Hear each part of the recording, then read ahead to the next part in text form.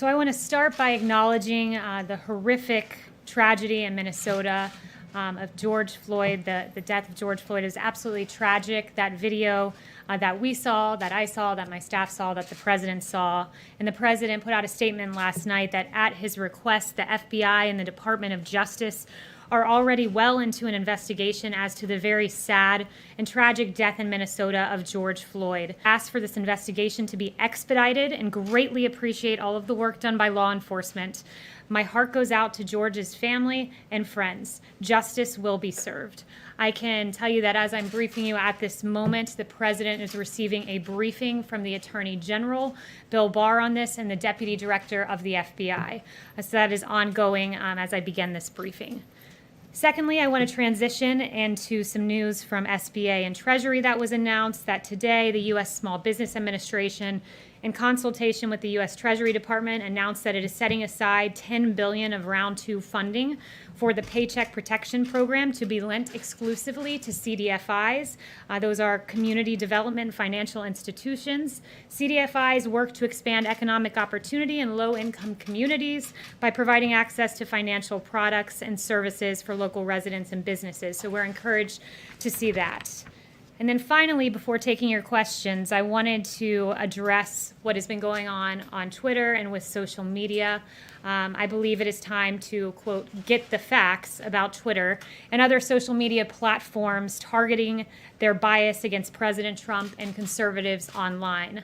If we were to judge the bias of Twitter and its top employees by their own words, the case would be an easy one to make. Twitter's head of site integrity has tweeted that there are, quote, actual Nazis in the White House, and no fact check label was ever applied to this absolutely outrageous, offensive, and false claim made against the White House and its employees. But let's judge Twitter based on their actions, not based on the words of its top employees, and its actions are no better. President Trump recently received a so-called fact check label for a tweet. It was a false fact check and an accurate fact check, but nevertheless, Twitter moved forward with it. Dan Scavino, the deputy chief of staff here, was the first user in the history of Twitter to receive a so-called, quote, manipulated media label for posting a video that played a verbatim clip. It is no coincidence that these two unbelievable interventions by Twitter were targeted against the President of the United States and one of the president's top advisors. This is bias in action. And while big tech is quick to censor the president, quick to censor some of his top employees, they are very reluctant, it seems, to label some of the actions by Chinese officials, some of the misinformation that has been spread by China. For example, to move off of Twitter and move to Google, they created a search engine for the Chinese Communist Party, which blacklisted searches for human rights and allowed for easy surveillance. Facebook and Twitter have both taken paid advertising that spread disinformation about China's mass imprisonment of religious minorities, and Twitter has allowed Chinese officials to use its platforms to spread misinformation about the coronavirus, undermine the pro-democracy protests in Hong Kong, and more. And then back in March, a Chinese official began spreading a conspiracy theory on Twitter, an egregious one, that our U.S. military was responsible for the spread of the coronavirus. And that tweet, that disinformation, it took all the way until today when we raised concerns about it to get a fact check. So they appear to be very hastily eager to censor President Trump and some of his employees, but a little reluctant when it comes to China. It's a bit befuddling. But no one believes in the First Amendment more than the president. The president will take action to ensure that big tech does not stifle free speech and that the rights of all Americans to speak, tweet, and post are protected. And finally, I just want to note one other action of Twitter that I learned just before walking out here, that on the Mueller report, their anti-Trump headlines were anti-Trump by a ratio of 76-1.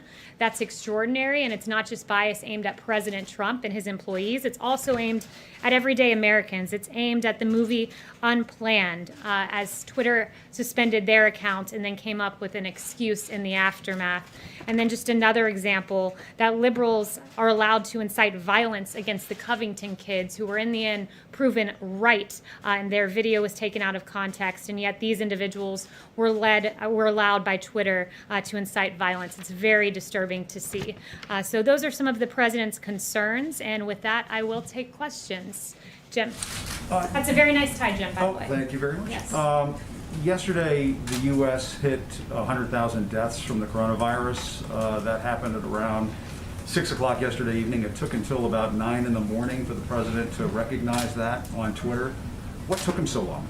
Look, the president recognized that landmark before we even hit it. The president, that was, after all, it was the impetus behind him lowering the flag to half-staff. He did that for several days, and that was an acknowledgement of that number approaching, and he acknowledged it in a tweet this morning. But we hit 100,000 yesterday evening, and it took 13 hours, some odd hours, for him to recognize that and tweet about it.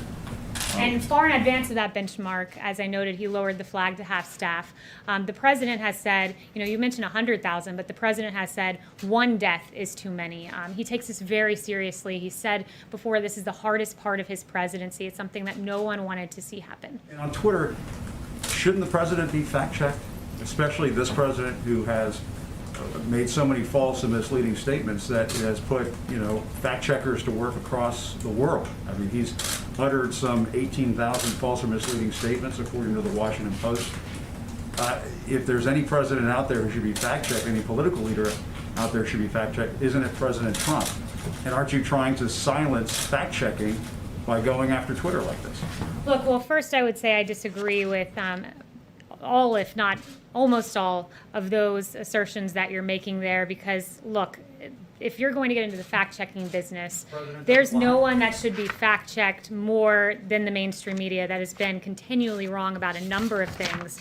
To give you a list of some of the most egregious ones, that ABC News in December of 2017 falsely reported that Flynn would testify that the president directed him during the campaign to make contact with the Russians. That was false. In 2017, your network CNN botched their WikiLeaks email exclusive and were forced to make on-air corrections. CNN's Jem Sciutto, another CNN one, dropped a fictional bombshell in 2018, July, claiming that Michael Cohen would tell federal investigators that the president knew of the Trump Tower meeting. And there are many more, not to just put the onus on CNN there. So if anyone needs to be fact-checked, I think it should be the media. There are news outlets that make mistakes from time to time. We own up to those mistakes. We correct those mistakes. Not always. I have many you guys haven't owned up to. I could get to. We do on a regular basis. The president never owns up to any of his false or misleading statements or outright lies. You have pledged in this briefing room to never lie to the American people. Are you saying that the president of the United States has never lied to the public before? I'm around the president. His intent is always to give truthful information to the American people. And you mentioned that the media apologizes for their mistruths. I mean, I'm sitting here looking at other headlines in the New York Times saying there aren't enough ventilators to cope with the coronavirus. In fact, we had an excess of ventilators we've shipped around the world. Washington Post, U.S. health system is showing why it's not ready for a coronavirus pandemic. We were ready. There's many more I could get to. I could, on the coronavirus specifically, I could spend the time going through these, but I don't think that's what the American people want to hear. Yes. On the Minnesota case, does the president agree with the firings of the 4 police officers, and does he believe that they should be prosecuted? I haven't talked to him about that specifically, but let me tell you this, that he was very upset when he saw that video. I was on Air Force One. I don't know if it was the first time he saw it, but he certainly saw it again on Air Force One. He was very upset by it. It was egregious, appalling, tragic, and it prompted him to pick up the phone, or the chief of staff to pick up the phone and say, we need to expedite what was already an FBI investigation. He wants justice to be served. Yes, Jeff right there. Thanks, Kayleigh. Can you give us an update on when the president plans to sign the EO on Twitter and social media? And can you also give us an update on his plans for China and Hong Kong? Is there an order coming on that as well? So thank you for the question. First, I would note with regard to the timing of the EO, that should be later this afternoon is what we're hoping for, hopefully before 5 p.m. But again, it could change. It's still in the works, but we are getting closer. With regard to Hong Kong, I would just say, reiterate what I said 2 days ago, but I would also say that China's decision to impose a new national security law on Hong Kong lies in direct conflict with its international obligations under the principles of the legally binding UN-registered Sino-British Joint Declaration, and that Secretary Pompeo determined that Hong Kong does not warrant different treatment under U.S. laws because Hong Kong no longer remains sufficiently autonomous from the PRC. And then anything further, I'd refer you to the State Department for now. Just one more somewhat related. The House recently passed a bill about a minority group in China, the Uyghurs, if I said that correctly. Does the president plan to sign that? And is the White House going to treat bills, or does the White House see any concerns about bills that have been passed by proxy as not being constitutional? So we would first, let me say, we would encourage Nancy Pelosi and the Democrats and others to come back to the Hill. It's more productive to have those members here. The Senate has convened, the House can do the same, and they can do it in person. But with regard to the Uyghurs, that's a very important question. We haven't received the bill yet, so the president hasn't been able to look through it, and I won't get ahead of him on announcing one way or the other on that. But I would note that the Trump administration continues to take actions to hold the CCP accountable for its highly repressive campaign against the Uyghurs and other religious and ethnic minorities. Paula. Hey, Kayleigh, thank you. On vaccines, in order to achieve herd immunity, you need about 80% of people to get this vaccine. Currently, only about 50% of Americans say they'll receive it. So will the administration make the vaccine mandatory? So the vaccine, let me just note that we're working aggressively to get one, and we would like to get one by the end of the year. Everything does not depend on a vaccine. Vaccine's an important component of this, but there are also therapeutics. We're seeing there's not necessarily a tie to reopening and an increase in cases, so that's encouraging. And I would refer you further to Alex Azar, who's made extensive comments on a vaccine and the necessity. It's clear if you guys will make it mandatory, if you'll use your federal powers, how you'll use them potentially to encourage people to get this vaccine, because if you don't have herd immunity, elderly people, compromised folks, they may not be able to go about their business again. Yeah, I would have to talk to the president. I haven't talked to him about his views on making it mandatory or not, so I'd have to talk to him and get back to you on that. Yes. Thank you, Kayleigh. I wanted to ask you a question, first of all, about the comments in your statement that you made. At the conclusion of your comments, in regards to George Floyd, you said that justice will be served. Justice will be served. What do you mean by that? Do you mean that those officers who've been fired should be arrested? Do you mean by that those officers who've been fired should be prosecuted? Do you mean that those officers who've been fired should be convicted? What do you mean by justice should be served? Yeah, Will be served. I'll leave that to the justice system to work out, but the president... What do you mean when you say Those justice will be served? That's in the president's statement, so I'd refer you back to his statement. But he's being briefed on this right now, and we'll have more announcements as they come. Yes. Another matter in regards to what you said in your statement, in regards to the executive order. I realize it hasn't come out yet, and I realize we haven't seen the language, but we have seen reports. I work for Fox, and we've seen reports that it relates to the Section 230 of the Communications Decency Act. And interestingly enough, former Vice President Joe Biden has also called for the repeal of Section 230. He says that it should be revoked immediately. But as you know, an executive order does not trump the law. An executive order can't, for instance, repeal the law. It can't in any way amend the law. So what would be the intent behind this executive order without getting ahead of what the president intends to sign? Yeah, I don't want to get ahead of that, but the one thing I will say more broadly, you referenced that section, I think that would be included in what I'm about to say. There are various shields in place that essentially shield some of these social media companies and allow them to censor conservative users, and we're not able to see what happens behind those shields. That section was one of those shields you mentioned, so we're looking at ways to remove those shields to shed some light on what is happening and some of the decision making behind the scenes. That's generally and broadly the idea, but I won't get ahead on any specific announcements that should come hopefully before 5 p.m. John. Kayleigh, I want to follow up on Jim's question on fact-checking and Twitter, but first a clarification. Has the president spoken to the family of George Floyd? Not to my knowledge. If he did, without my knowledge, that could have happened, but not to my knowledge. Do you know if he intends to, or will you get back to us on that? I can ask him, and I can get back to you on that. Okay. And regarding the fact checking, I mean, the president clearly said things in these tweets that are not true. Do you not acknowledge that? No, I don't acknowledge that. He said, for instance, that the governor of California is sending out ballots to millions of people, anyone living in the state, no matter who they are, how they got there. That is not true.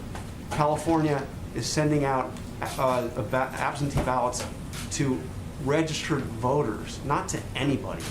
Yeah, That's just not true. So let me address this in detail on the issue of ballots. And I'm going to lay out some of the president's concerns, and in that I will get to the California example.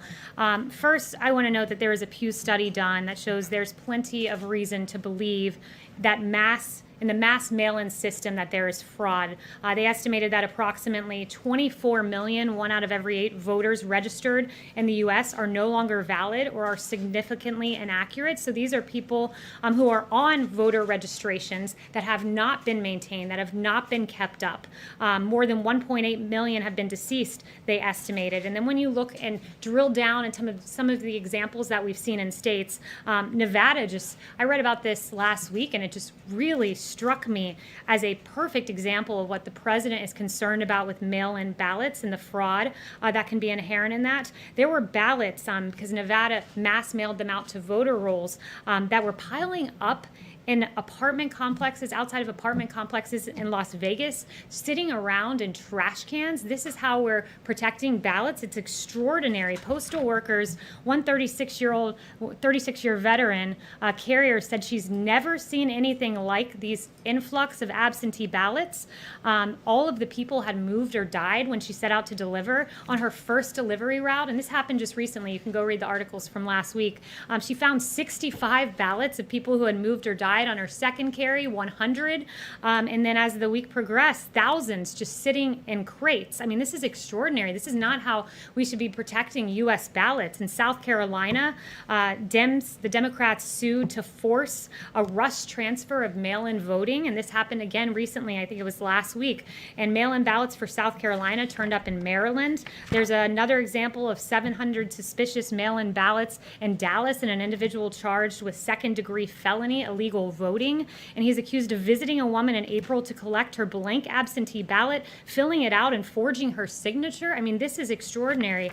And then you go on, there's a New Jersey example of over 3,000 ballots that were seemingly set aside. And going to California, you mentioned, California is one of those states that's notorious for ballot harvesting.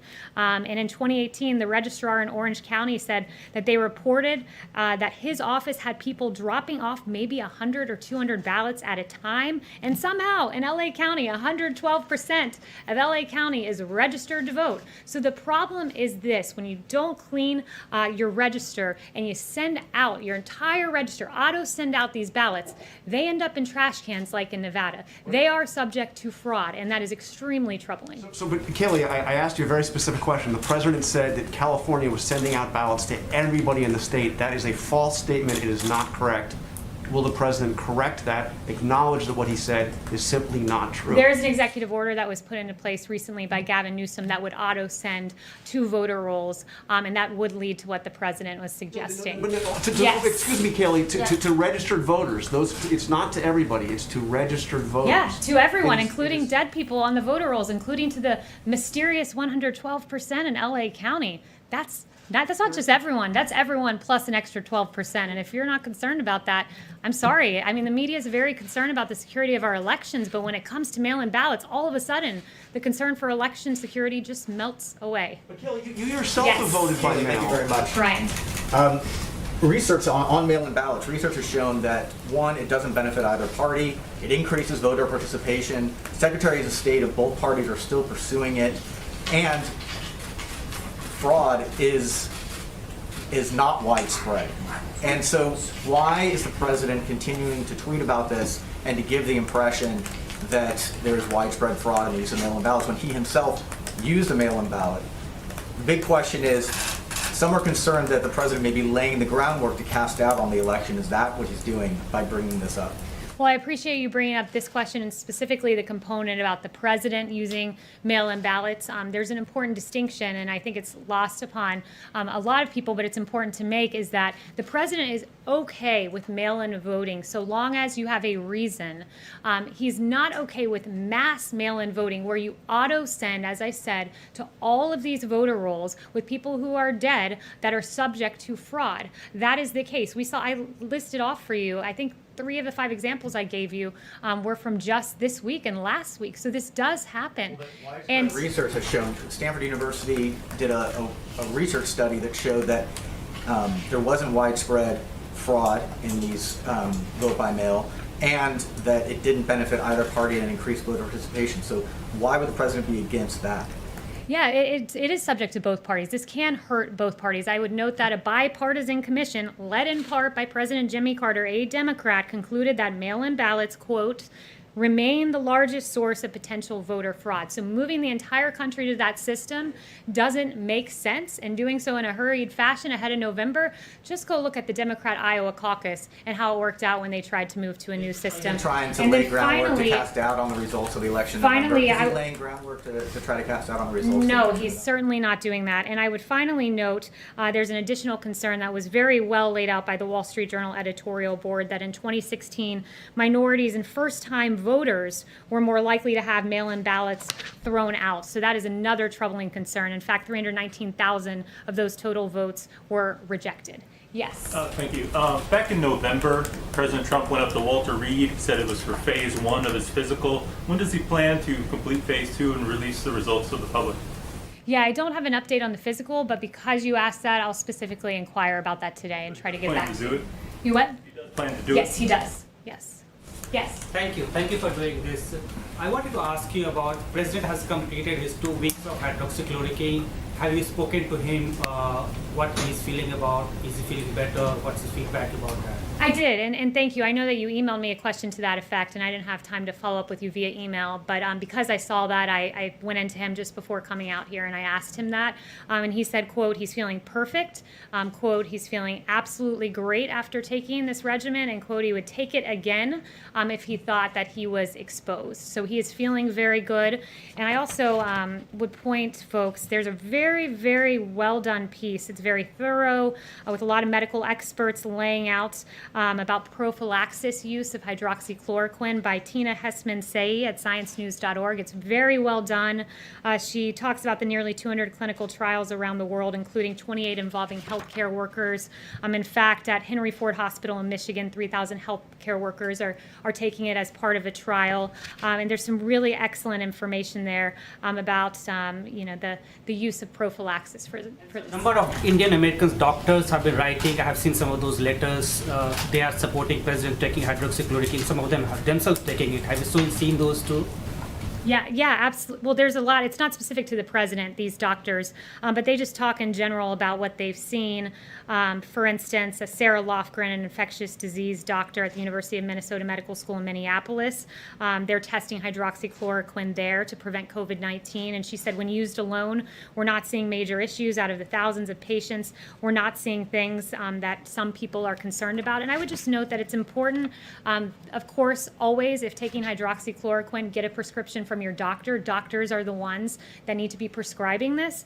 But that being said, I think that some of the hyperbole around this drug that has been on the market for 65 years, been approved for use in 3 other maladies, and has been approved for off-label use, when there's a lot of hyperbole about this being unsafe, some of the things I've seen reported out there, there are consequences deterring people from being recruited into actual clinical trials. I have some quotes from a New York epidemiologist and others conducting trials saying they're having trouble recruiting people because some of the myths that are out there. So it's important to note that this drug has been safely used by millions of people for a long time. One more on China. Yes. President yesterday tweeted about he wants to mediate between India and China on the border dispute.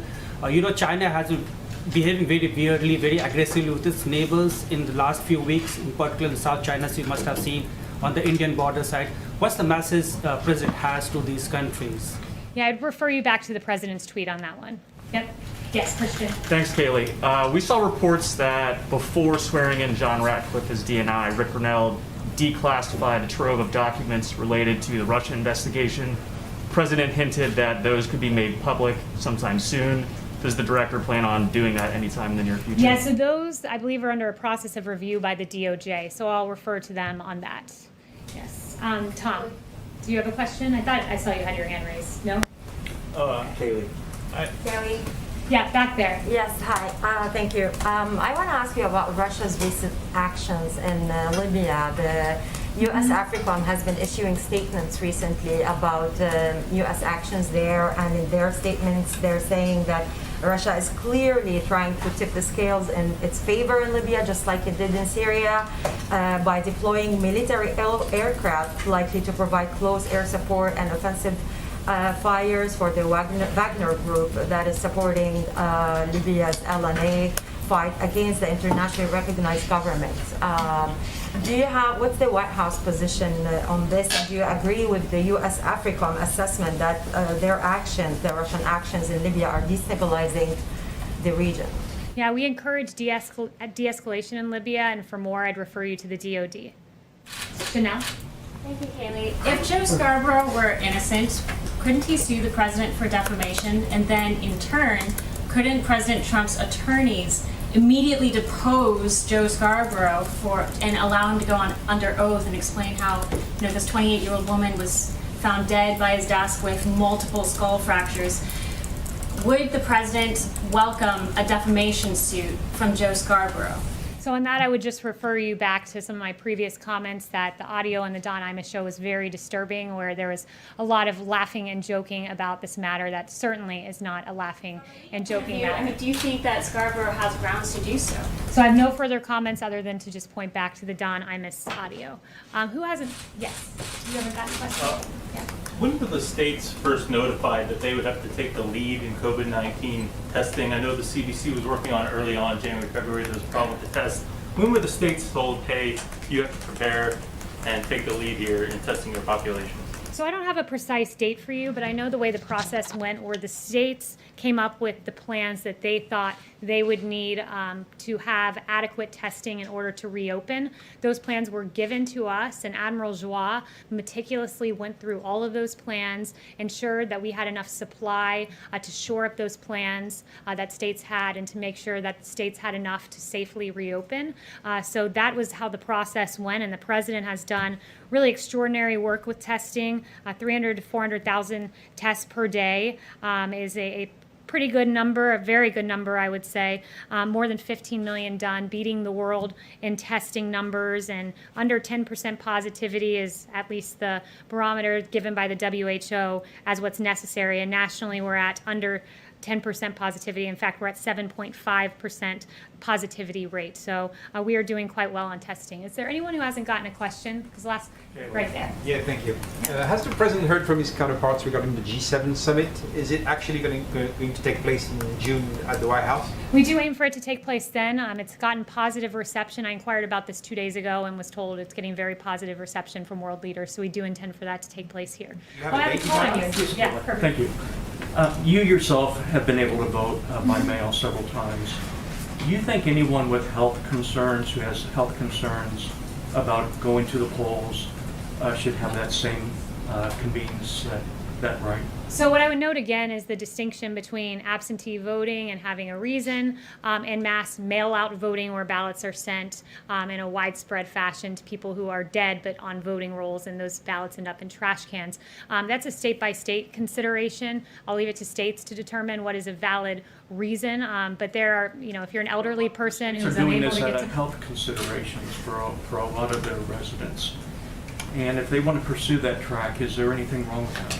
Again, you're asking, I assume you're asking with relation to the pandemic that's going on. None of us know where we're going to be in November. I'd first note that we don't have a crystal ball. But what I would say is that there are real concerns when you don't do in-person voting. And South Carolina is a great example where Democrats literally sued to force rushed mail-in voting. And what happened? You had ballots from South Carolina ending up in Baltimore. That is not a tenable system. And as states start to reopen and we see people out at beaches in Florida and we're not seeing these mass spikes, and we see people safely going to restaurants and social distancing and washing their hands and doing all of the wonderful mitigation techniques put forward by our experts, they're reopening society and they're doing so safely. And I think there's a way to continue our great civic duty of showing up and voting in a way that is safe. And the same way it's safe to eat at a restaurant, it's safe to go to a beach, we can vote in a safe fashion. And I think that's something that is good and to be celebrated as we head to November. All right, I think I took everyone's question. Thank you so much, guys.